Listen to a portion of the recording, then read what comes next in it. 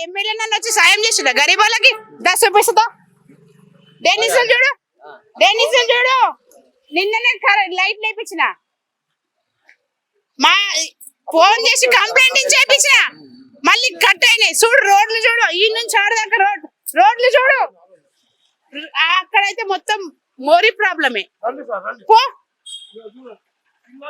మాకు ఏం అంతా ఏం లేదు తెల్ల రేషన్ కార్డు ఉన్నా ఒకటి లేకపోయినా ఒకటే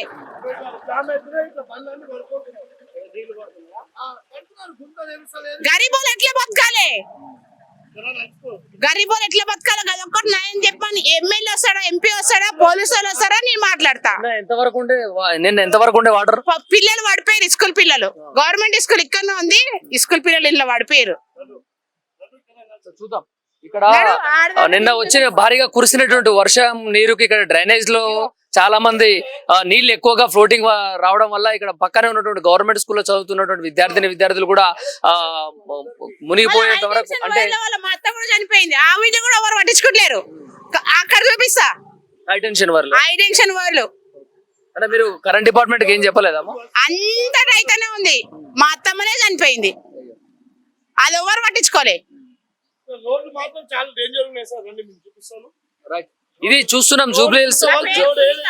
జూబ్లీహిల్స్ లో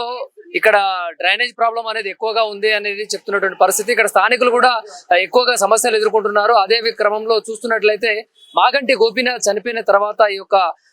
జూబ్లీహిల్స్ కాన్స్టిట్యున్సీలో అయితే పరిసర జిహెచ్ఎంసీకి సంబంధించి ఎవరు కూడా పట్టించుకున్నటువంటి అధికారులు అయితే లేరు అని ఇక్కడ ఉన్నటువంటి స్థానికులు